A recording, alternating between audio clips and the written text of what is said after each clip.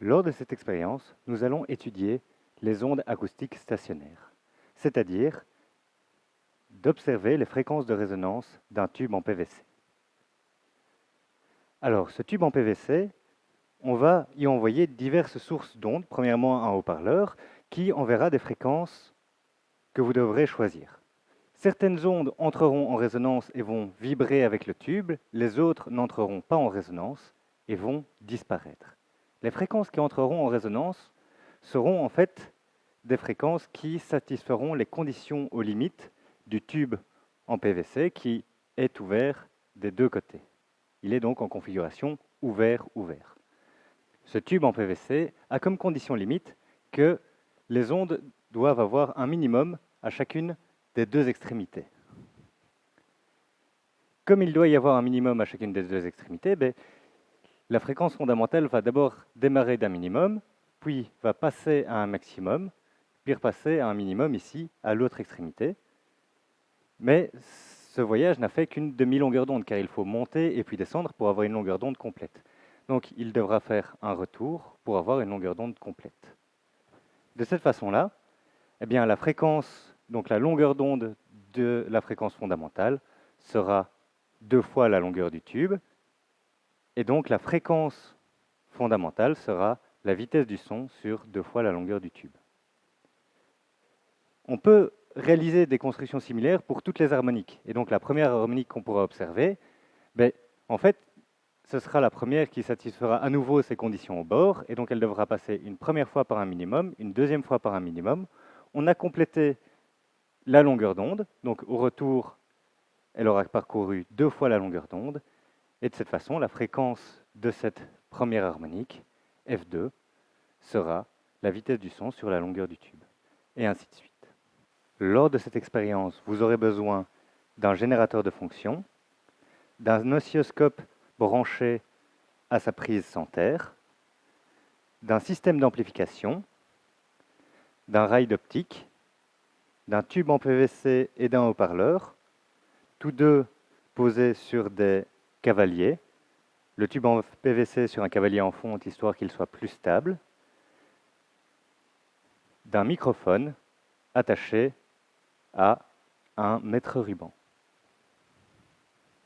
Une fois que vous avez branché l'ensemble du système comme c'est indiqué sur le schéma de votre syllabus de laboratoire, vous pouvez allumer le générateur d'ondes et ensuite régler l'amplitude du signal qui est envoyé dans le haut-parleur de façon à ce que le haut-parleur n'ait pas un son saturé, il reste relativement propre et qu'il soit bien visible sur l'oscilloscope.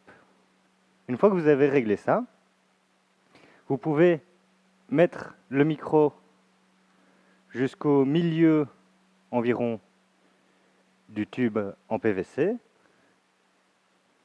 faire apparaître le signal, et alors ensuite régler la fréquence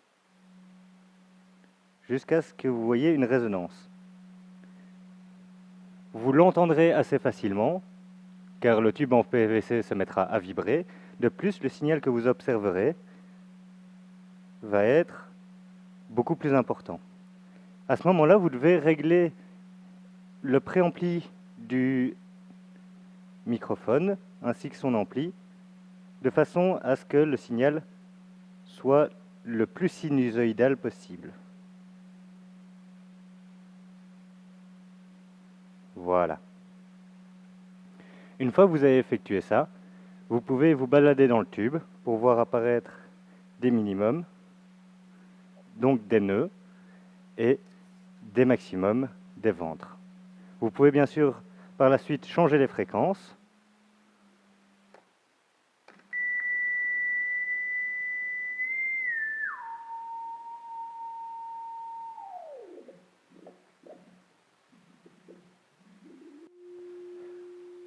Lorsque vous serez arrivé au double de la fréquence, vous pourrez à nouveau régler le gain pour voir le mieux possible le signal, toujours sans avoir de saturation. Cette fois-ci, vous verrez plus de ventres et de nœuds.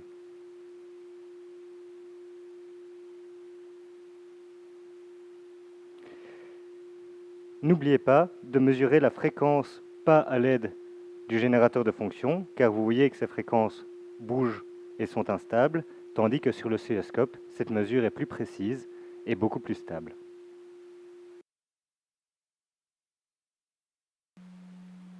Pour la dernière partie de l'expérience, il vous faut retrouver la fréquence fondamentale de votre tube en PVC. Vous l'entendrez à nouveau. Une fois que vous l'avez trouvé, débranchez le haut-parleur.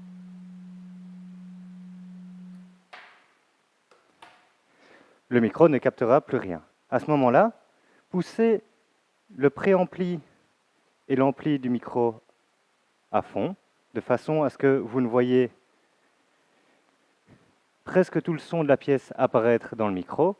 Tapez gentiment le tube en PVC en son centre.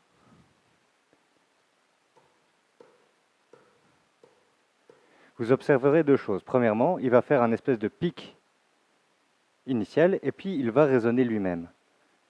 Cette fréquence de résonance, observez la forme qui apparaît.